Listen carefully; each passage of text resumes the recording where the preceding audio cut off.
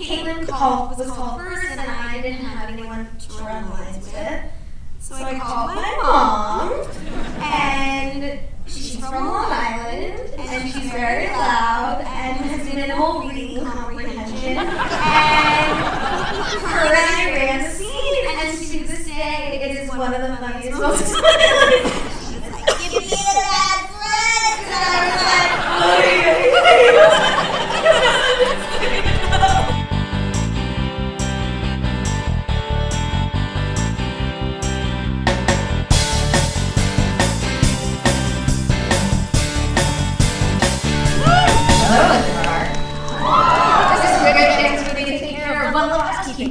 When we were at Love Tonight, you guys could stay seated for just a minute so everyone can exit. It would be much appreciated.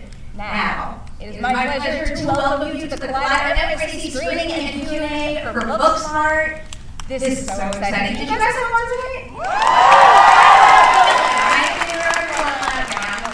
And I know you guys want to meet the filmmakers behind the movie, and they are here, and it is my pleasure to introduce you guys to the stars of the movie, Beanie Feldstein.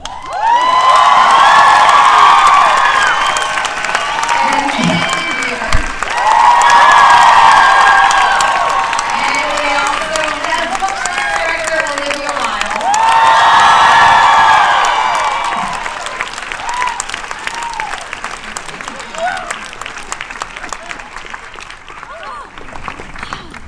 That was the entrance I was expecting. Well done, everyone. So, first off, we have a lot of applause to give these ladies right now because so many good things have happened. We have a Golden Globe nominee on the end there. A BAFTA Rising Star nominee as well. And then on top of that, you know what Booksmart got this morning? A WGA nomination. So well deserved.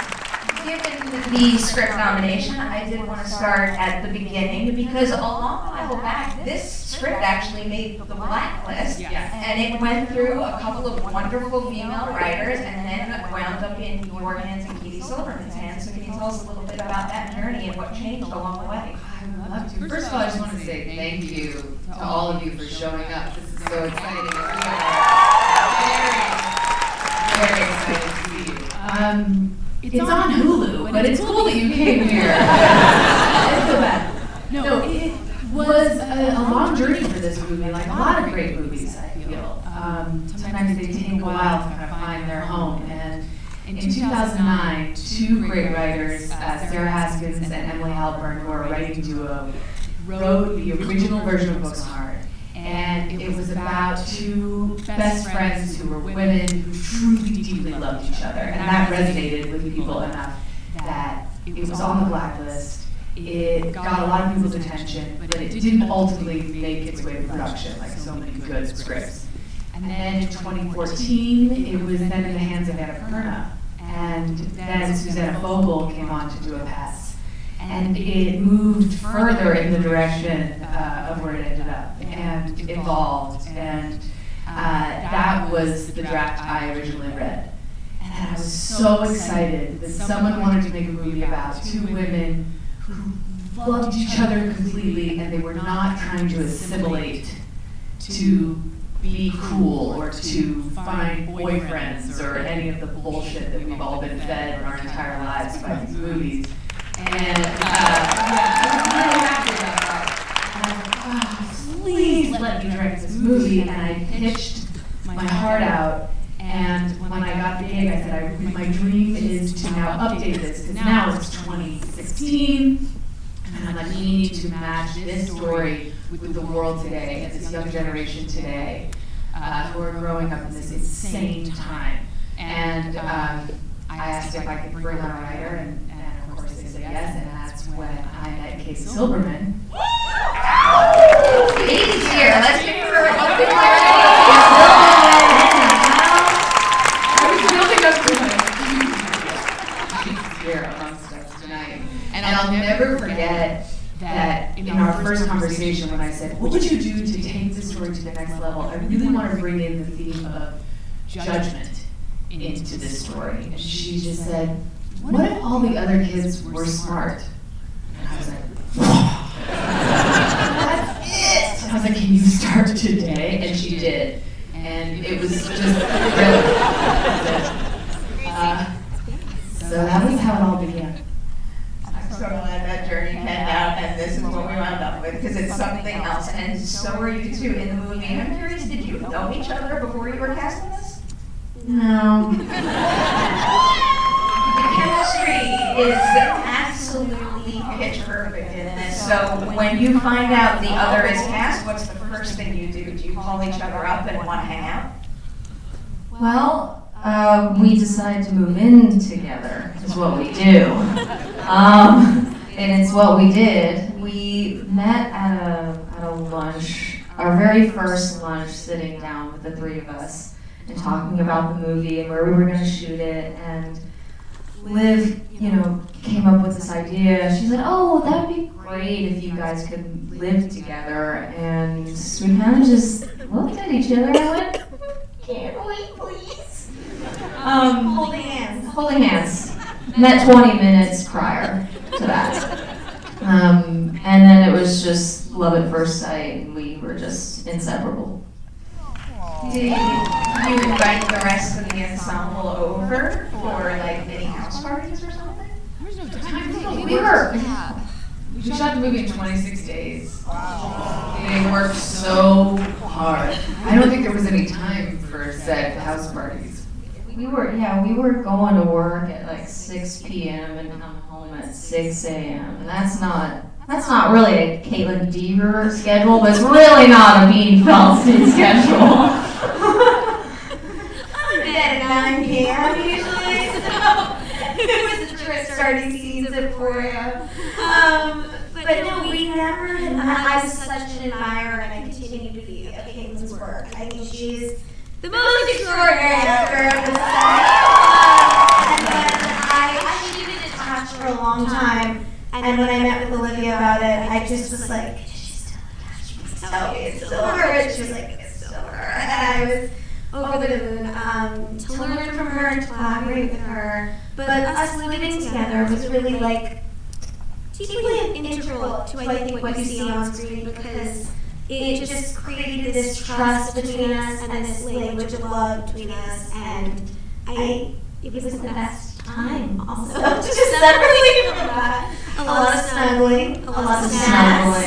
Yeah, it was the best. We were running our lines all of the time. It was the greatest thing ever, because you don't really ever get that opportunity on anything else. You're usually just tossed onto set and you're supposed to do a scene with this person who's supposed to be your best friend of 10 years, and it was so amazing. It's kind of like it is definitely a once in a lifetime situation. It was amazing. You could feel that history between the two of you radiates off screen when you watch the movie, and so does the history between your characters and the rest of the ensemble. You guys know how much I adore the ensemble in this movie. Beanie, I did want to ask you though, because if you're not following Beanie on social media, you should, because we have a very close-knit group of friends, and it's the sweetest thing. You're all just huge right now. You're supporting each other every single step of the way. So, did you have anything to do with getting some of your friends in this movie? Well, no, actually, because Olivia and Molly Gordon, who plays AAA, who's my best friend, worked together in Love the Coopers, and so that's how Olivia knew of Molly. But when she said she was bringing her in, I was like, that's cool. Hope she does great. No pressure, and then he said it was her, and I was over the moon. And we play enemies in the movie, which is, I think, really brilliant of Olivia to go against that dynamic that we have. But Molly's work in the movie, that scene in the car, I think, is so grounding and hilarious and important for women. And her performance is so dynamic. And it just was surreal, the whole experience working together. Yeah. We had the best casting director in the business, Allison Jones, who's a superhero and has defined what we all think of as a funny person for several generations now. And when I said to her, I just want to cast real people. I want it to be fresh. I want them to be authentic and funny in their bones. And we met so many fantastic young actors because she's cast a wide net. She worked 7 days a week. I'll never forget her calling me on a Sunday morning at 8:30 saying, "You gotta get over here, you gotta see this kid, he's amazing." And I was like, "What are you doing working on a Sunday morning?" And she's like, "Kids, they go to school, so you have to meet them on weekends." Of course. I went over there, and it was Austin Crute who plays Alan, and he's so fantastic. And by the end of this audition, it was now like 9:30 a.m. on a Sunday, and I was like, "You have the role." And he was going back to NYU. And I was like, "You have to stay and make this work." And that was how the casting process went. It was very organic, and I was so lucky to have this ensemble. So lucky because they're all going to be massive stars, and they're good people. So that's great. I believe it. What was the most difficult role to cast? Well, I mean, honestly, it was equally sort of challenging because I wanted each character to kind of upend the trope that is apparent in so many high school comedies. You know, I didn't want it to be basic in a boring way. I just was like, let's find people who, for each role, no matter how small, I wanted them to bring their essence and to bring interesting choices. So I think with casting, everything is equally challenging and fantastic. It's an opportunity to unlock so much. And, you know, when I came on, Kaitlyn was attached, which was a huge reason I wanted to make the movie, because I, too, was a huge fan. Ever since Shocking. Unbelievable. I can't. Turn 12 without warning. Watch Short Term 12. I love it so much. And I knew that, you know, to cast Molly up against Kaitlyn's Amy, I had the opportunity to cast someone as brilliant and as exciting. And my first pitch included a huge picture of Beanie, and it was so funny because she had never met me. She didn't know that I was stalking her for a good year. It's a great thing about the internet, because it really allows you to stalk someone consistently. And so that worked. It turns out stalking can work out.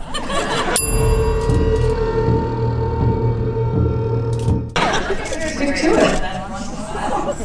Kaitlyn, this is your first lead role in a comedy? Yeah. What was that like? What was it about the genre that might have surprised you? And I don't know, how do you figure out that sweet spot with your own comedic tone style? I don't know. I was sort of just like rolling. I mean, this is actually my first lead in anything ever. It's me and Beanie's first lead ever, which is so cool to be able to share that with someone that you love so much. And the amazing thing about doing this movie is that we both shared equal passion for these girls and their love for each other. And yeah, it was really, really scary and daunting to think about it and prep, and you tend to like overthink everything when you're like looking at every page and you're like, oh boy, we talk all the time. Still talking. And I've never experienced that. I've never had to take that on, but I had, you know, so much love for Amy and her compassion and her kindness, and I don't know, I think the weight and the pressure was taken off immediately when Beanie and I were able to look at each other and hold each other's hands and go, okay, well, if you fall, I'll catch you. And it was the best experience. It was really the best possible experience. It's always sounded that every time we've spoken, like it's got one of the best vibes and atmospheres on set, and it makes me think of your history acting. Is there anything you've experienced on the set that made you think, when I direct my own movie, I'm going to do this way, because that's what felt right and true to me? Yeah, music, honestly. Music is obviously a huge part of the movie, and it's a huge part of the movie-making experience. I really believe in music and snacks. And that's all you need. That's it. But truly, this, you know, making this, I was able to draw from every great experience I've had on set and every terrible experience I've had. I mean, we all know your worst experience at work has been the most valuable because it teaches you what to avoid, and those cautionary tales are so essential. So I have had experiences on set where I felt inspired and supported, and I wanted to draw from those and to avoid all the terrible, shitty experiences I've had with people who don't understand the kind of crazy, delicate, hypnotic work that actors are doing. It's not easy what they do, and I wanted to just create an environment conducive to their best work. But mostly it was music and dance. Well, now we have to ask, what was the soundtrack of Booksmart while you were shooting, and then what was the second choice? It was a lot of hip hop. I mean, a lot of what you hear in the eventual soundtrack was playing. We had a lot of Lizzo on set, and that was exciting. It was like an early deep cut Lizzo retrospective every day. And then we had a lot of Kendrick Lamar. It was about creating energy that kept everyone feeling that kind of badass swagger that I wanted this movie to have, because that's what I believe these smart female characters have. There's something apologetic about these characters. Like, as we said, they're not trying to assimilate. They're not apologizing for being smart. They're not apologizing for not being popular. They really feel good. They love each other and they love their lives. And yet, they're open to this discovery that everyone else doesn't suck. But I just wanted to keep that kind of like grounded, badass swagger, and it does affect the room. I remember, I'm so grateful for that, because I remember there was this one moment, it was extremely helpful. We were walking, this scene when we were walking into the party for the very first time, Nick's house, and we were blasting Red Mercedes. And I don't know if we had started the scene that way, but when you turned on that song, it was like, oh, we really, really feel this, and you really feel the energy. And that you don't really get that on any other kind of set, and that's all thanks to Liv. Backing up to the moment that happens right before that, I'm curious, did you let them improvise a little? Because especially that scene where you guys are complimenting each other, I don't know, I just see that going on and on and on and getting more and more creative the more you do it.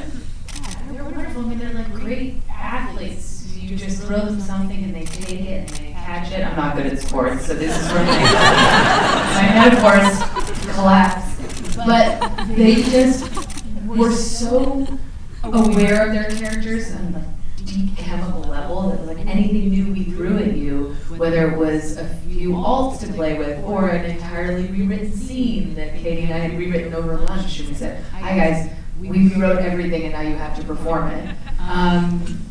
They just didn't miss a beat. It's pretty astonishing. Is there a particular scene you were referencing where you had to adjust on the fly? Yeah, the scene outside the theater party when they're sitting in the grass. That was a scene where we just had this epiphany while we were watching rehearsal that there was something missing from it. And we sat in the kitchen and we all just kind of shared a lot of intimate life experiences, talked a lot very quickly about friendship, and then realized what that scene should be, and then they brought it to another level. I remember that kitchen moment. You and Katie were sharing a salmon.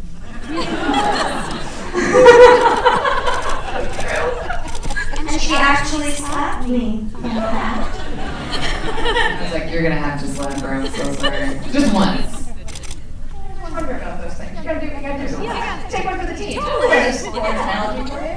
And the jail scene as well. And the jail scene. It was like you created it on the day. Yeah, but it was great. It was like at that point, you knew the characters so well that it was so easy to kind of work within the confines of that definition. It's like, what if, knowing these two people, they took it this way or that way? You can't do that with people who've only done superficial amount of work on their characters. It has to be deeply rooted to be able to actually take detours and experiment. I think the biggest thing I learned from you was if you prepare so much before, you can be so free on the day. And that was something I feel like we so had together. It's like we came in hyper prepared. We approached this like Molly and we were like, checklist, gotta get through our homework, gotta get done. But then on the day we could just let go and be so open to everything you had to say and each other and Katie's beautiful alts. And that was so liberating. I felt like. Can you guys tell us a little bit about shooting the fight scene? Because it doesn't matter how many times I've seen this movie, I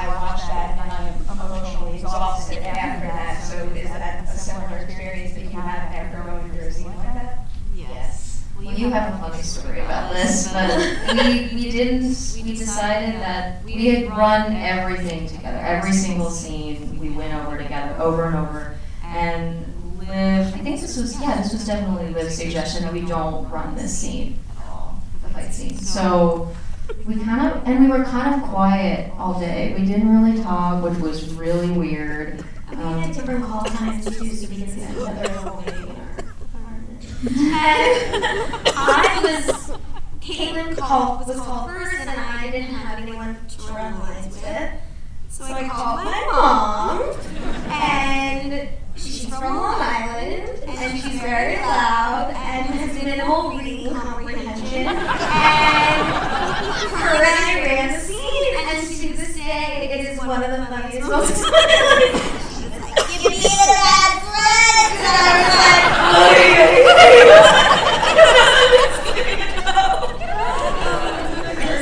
favorite story of all time. I'm not going on Solana now, I'm here!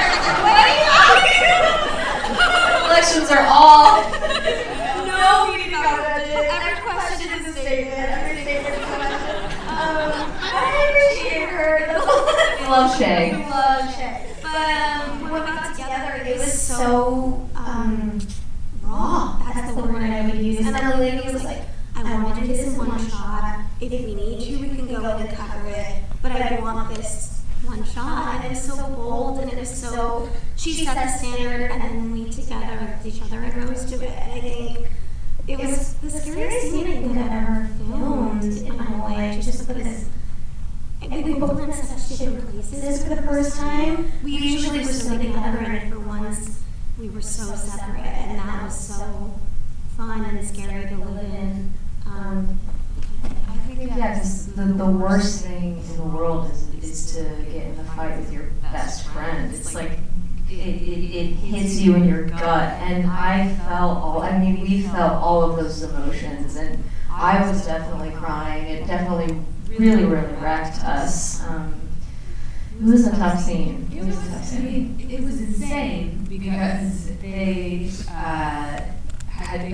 that was what you see is the second take, which is crazy because it's a 7-minute shot that goes from the pool all the way through the house, through the fight. It's insane. And everybody had to work together to make that happen. There were so many extraordinary background actors who had to be completely on the same page as us in terms of timing and moving behind cameramen. Everybody working together. Our operator, Chris Harhoff, who was able to capture that fight with the Steadicam, to capture the listening as much as the speaking, and the performers being able to nail it in that way. I mean, it was my dream to make that shot happen. But if they hadn't been so prepared, it just would never have been possible. Nailed it across the board. So I'm going to ask one more question, but then we have something special planned for you guys in the audience. But I'm not going to ruin my trend here because I do love this question. You guys have been name dropping wonderful people in your ensemble and on your crew. If you were to name a Booksmart unsung hero, a name that we need to know because they gave you a boost on a tough day or just worked extra hard, who would you pick and why? So many people. Oh my God. We can each do a different one. I'm going to call out Scott Robertson, our AD, who is an extraordinary person, and he has ADs who are like massive directors like Inarritu. Like he did The Revenant, which was great because anytime things were stressful on Booksmart, I'd be like, but it's not The Revenant, right? And he's like, okay, fine. But he is the reason this movie got made. He's the one who didn't tell me my ideas were crazy. He didn't laugh me out of the room when I said, I want to do this underwater sequence, I want to do this stop motion animation sequence, which took 5 months and 30 animators for 2 minutes of film. He didn't tell me that I was crazy to want that dance fantasy, which involved Beanie and Mason rehearsing on the weekends with the choreography, Tina Thompson, another unsung hero. There were so many things that Scott could have told me to just forget. And he could have been patronizing, and he could have said, you're clearly a first timer, you want all that nonsense. And instead he created a scenario in which I could fulfill my dreams. So for me, it's Scott. our production designer, Katie Byron, she is a dreamboat of a person. I think just having her on set, there was automatically a different energy. She's such a good soul, but she also understood Molly and Amy to a core. I mean, she really wanted us to feel extremely comfortable. I remember one of her first emails to me, she asked me, we were just discussing Amy's car and what kind of stickers I wanted on the back of her car, and she asked me what I wanted in Amy's trunk. I mean, it was so detailed, and my bedroom, everything was so spot on, and I think she's just brilliant. We love her. It's so rare to have a female stunt coordinator, but let alone one that is a grandmother. Our stunt coordinator told me that she had her 8th grandchild the day that one of the days she came into work, and I was like, imagine being on the playground and you're like, what does your grandma do? Mine's in assisted living, and the other kid being like, mine is a stunt coordinator, and it's wheeling Jared's car out on the road and turning it around. I just thought it was incredible. I mean, it's so many incredible women on our group, but she was like the most badass woman I ever had. We won't use for hours, though we could. But also Jason McCormick, our cinematographer, just because he was very excited that you guys would be seeing this movie in the Dome tonight. This is a dream for me. I never thought the movie would be bigger than a postage stamp, maybe an Instagram square. And the fact that it's been on movie screens has been extraordinary. To have it here is truly mind-blowing, and I know Jason shares that with me as the cinematographer. He's responsible for this beautiful movie. So, job very well done all around. All right, we promised you guys something fun, so what we've got is 5 posters to give away, all signed by these 3 wonderful women right here. What we're going to do is a little Booksmart trivia. So I'm going to read a question. You have to raise your hand. Don't shout it out. We've got some ArcLight staff members who are going to help picking one person, so don't shout them out. All right. First one here is a true or false question. Kaitlyn and Beanie lived together to prepare for the movie. We got one right here. true. You were paying attention to the Q&A, you deserve a poster. They will bring the posters around to you. All right. Next question here. What code word is used by Amy and Molly several times during the film? Yeah, that's correct. All right, next up here is what college does Molly plan on going to after high school? You guys know. Someone back there, I believe. Yeah? We got it. All right, that's 3 down. We got 2 more to go here. During her gap year, Amy plans to travel to what country? Yep, Botswana is correct. And now, We have to go up there. yeah, do we want to go to the top? I think we have to. All right, I'm giving it to the top section here. Ready? At the end of the film, what food does Amy suggest her and Molly get before her flight?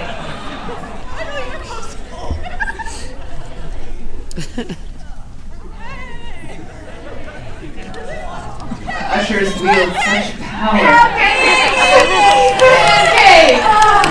One more reminder, please, Stacey and guys, congratulations to everyone who won a poster. Please give them